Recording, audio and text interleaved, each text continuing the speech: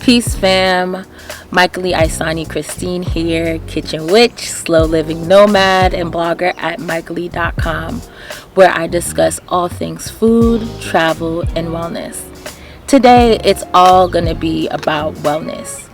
In fact, wellness for students. So, I'm in grad school right now, and grad school is a different beast. When I started my journey to acquire a master's in nutrition and herbal medicine, I really didn't know what to expect. I had a bad undergrad experience and where I was burnt out and depressed, and all I knew is that I wanted to have a more positive experience this time around. So, in order for me to do that, I knew that I had to put my wellness first. Now, I just finished my first trimester. I'm in my summer trimester right now, and I got into the groove of things, but I know that I can improve more health-wise. So I decided to share my lessons with you. 6 wellness tips for every new grad student. Tip number 1, take it easy at first. Don't take multiple classes due to excitement. Take the minimum or be part-time just to see how much you can manage. Even though grad school credits tend to be lower, that does not mean that the workload is going to be lower compared to undergrad. Give yourself some time to slowly adjust and to the workload that's been expected of you. So, story time. My first trimester, I took around 5 classes, thinking, oh, it's going to be a breeze. Unfortunately, in 1 week, I had a final, a midterm, and 2 new classes starting up. Just in 1 week. Well, I learned my lesson, and this trimester, I'm only taking 2 classes, which is organic chemistry and cooking with Whole Foods Lab 2. So, learn from my mistake. Take it slow, take it easy.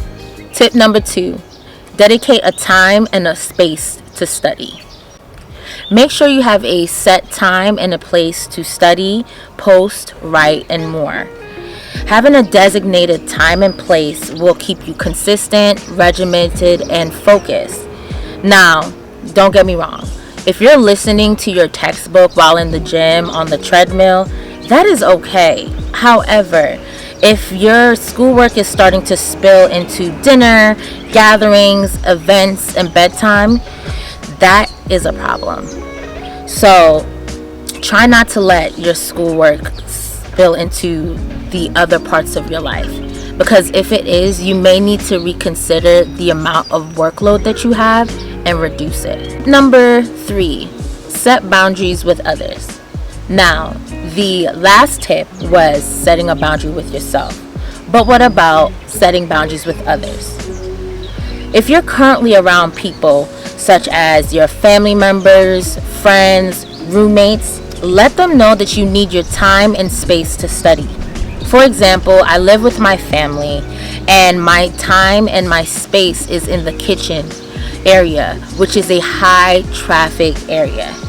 I let them know when I need quiet time to take a test or have the kitchen space for my cooking labs ahead of schedule. That way they can adjust their time accordingly. But let's say that they can't do anything about that. I can adjust my time accordingly. And that's all about communication. So communicate and set that boundary so you can have the time to study. Tip number 4, finding your community. If it wasn't for my friends, family, and fellow peers, I don't know where I would be. See, my community and the community is great for 2 things: understanding your studies better and accountability. So when it comes to understanding your studies better, join a study group. See, that can help you understand the material better compared to studying alone.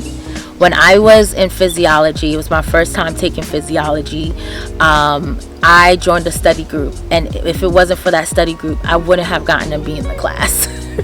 I promise you this, you know. They helped me so much. The things that I did not understand in that class, I was able to go to the study group on Sundays at 5 p.m. and get a better grasp at it. As well as that, the things that I could understand, I was able to help my fellow peers understand that as well. So yes, join a study group if there's study groups, especially for your harder classes. The second part that your community can help you with is accountability. Now, if you need help in the productivity part of things, having people keeping you accountable is going to help tremendously. Now, accountability can look like somebody checking in with you to see how far you are in your schoolwork, or it can look like a co-working session or a body doubling session. Don't know what a body doubling is? I got you. Body doubling is someone who sits with a person as they complete tasks they find difficult to do alone. Someone who has problems with executive dysfunction and being distracted easily, body doubling really improved my study time. Now, I tend to body double with my sister who is also in school. Or I also have co-working sessions with fellow ADHD people, as well as fellow friends that want to work on their business or their work, right? But what if you don't have someone that you can body double with? A great site to visit is focusmate.com. This is a site where you can virtually have a co-working session with someone who needs to get work done as much as you do. Okay, so body doubling is not just for people with ADHD. It actually is for everyone and anyone, and a lot of people, ADHD or not, see major improvements in their productivity using this method. Tip number 5, get accommodations. Now, sometimes physical and mental health barriers put you at a disadvantage when it comes to college. Now, requesting accommodations can help you alleviate excess stress and equal the playing field. Accommodations are mentioned and protected by under the Title II and Title III of the Americans with Disabilities Act. And college accommodations can look like extended time for assignments, separate testing rooms, a note taker, and more. I suggest that if you want accommodations, if you have mental health disorders and disabilities, physical disabilities, I would suggest that you head to your student services department in your school to learn more information about accommodations. Last but not least, tip number 6, rest and play. Remember to rest and play. Focusing only on school and work can lead to extreme burnout, and that's what we're trying to prevent. Just like you designate your time to study, designate time to rest, and designate time to play. Contrary to popular belief, play and rest are also productive. It allows your mind to restore itself and your body to do the same.